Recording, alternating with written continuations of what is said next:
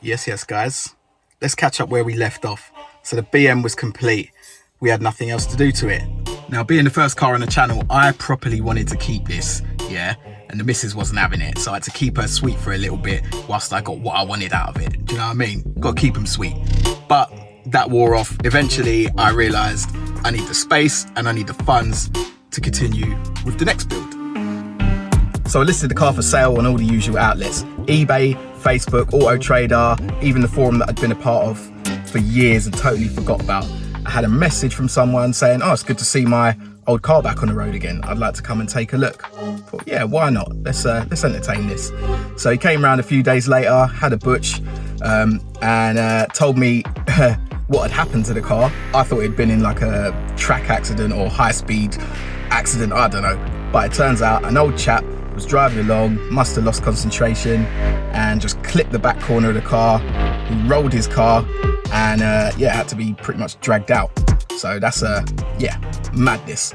Obviously everyone's okay, the owner's okay, the chap in the other car was okay. Pretty mad because considering the amount of damage that had been caused. So we had a extended test drive, we should say.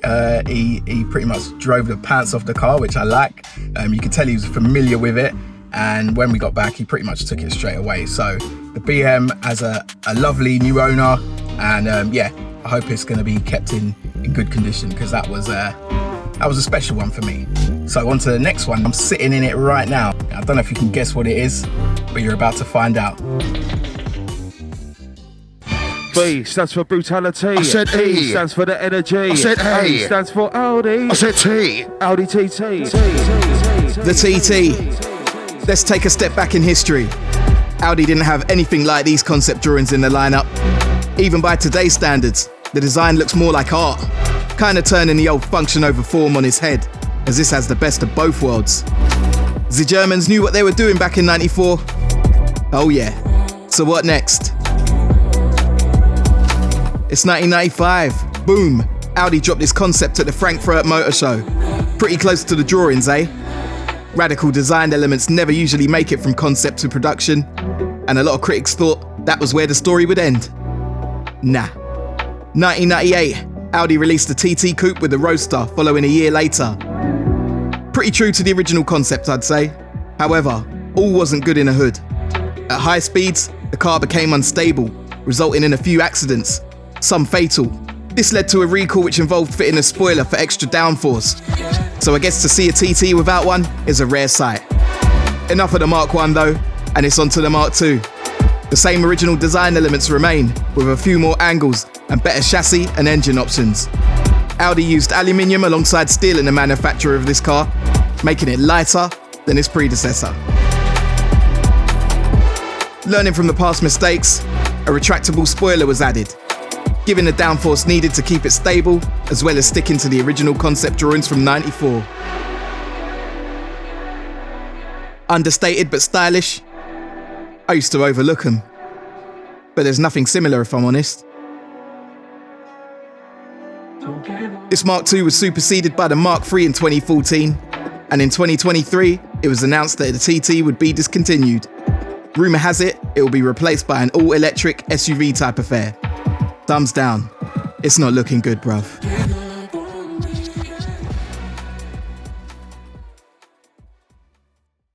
Here it goes. The TT. Getting loaded. Collection day. Good. Lovely. One last walk around, just make sure everything's all good. Straps are all on. Good to go.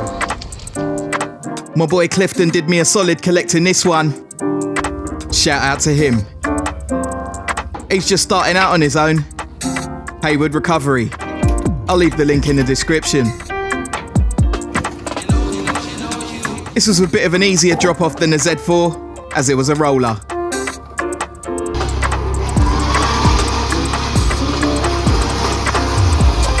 The extras you get with Hayward Recovery, mate. Free cable ties. He even let me keep the cable ties holding the bumper on. Legend. Big up.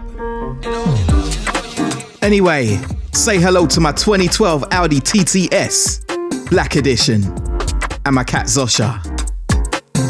Ain't she a beaut? Well, the undamaged bits. Ha.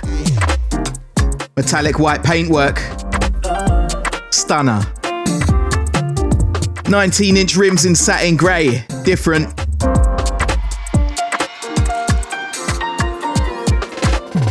Bi-xenon and LED headlights. Well, at least one of them. Tan leather interior with a baseball glove stitching. Remember the original design? The Bose sound system. It bangs. Some cobwebs. And I love that needle sweep.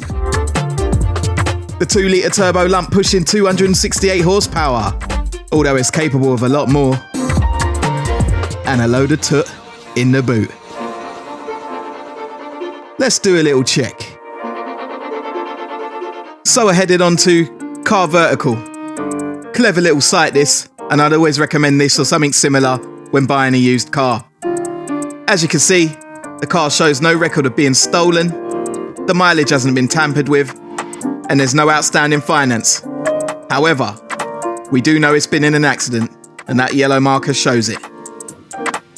As you scroll down, you can see it goes into a bit more detail. A lot of the time it will show pictures of the damage, and if it's appeared on selling sites or auctions, for instance.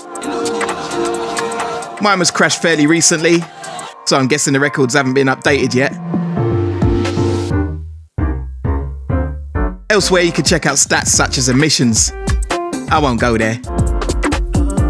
You can also see a comprehensive list of what the car was spec'd with. One for the car nerds. Past MOTs are logged, so you can get a good picture of how the car was cared for. The mileage graph is also handy, as this car had extremely low mileage for its age. I had to be sure that this wasn't clocked, and you can see here, everything is A-OK with the mileage increasing over time. Overall, definitely worth doing.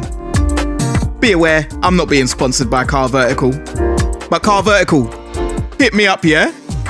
Nice one. Walk with me. Let's have a look at this damage a bit closer. So here, look, main bit of damage here.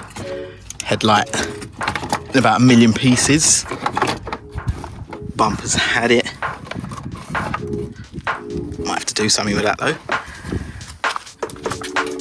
The wing is caved in. Let's try and get a look at this.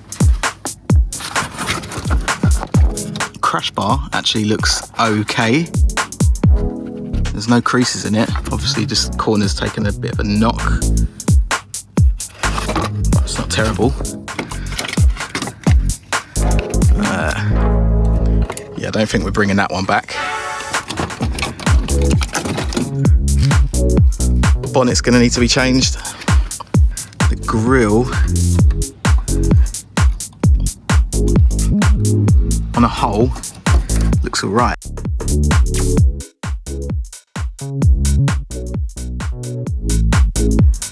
Headlight is scuffed, but I'm sure that can be repaired. Wings had it as well. All of the wheels are like this, all curbed. Chunks of tyre missing. So we're going to need new tyres. Happy days. A little bit of paint damage there, which we can sort. Scrapes there. All the way down. We can sort that though.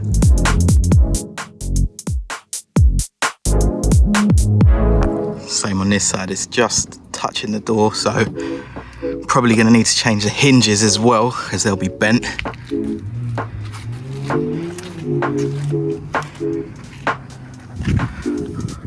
More curbing. Brilliant. The rest of it though looks sweet. Let's take a look inside.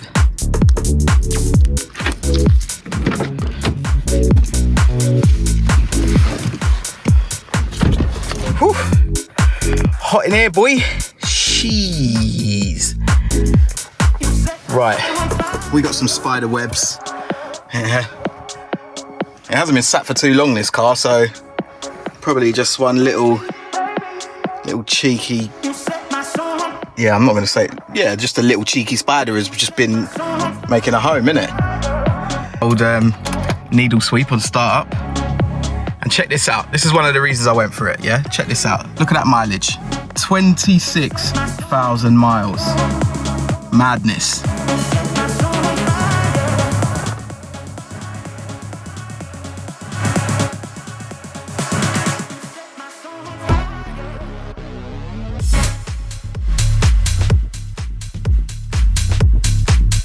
It's doable, but yeah, probably wouldn't be comfy. But other than that, it's pretty plush inside. Typical Audi build quality, so yeah, can't really go wrong. Why am I wearing a hoodie up in here, man? Sweating, boy.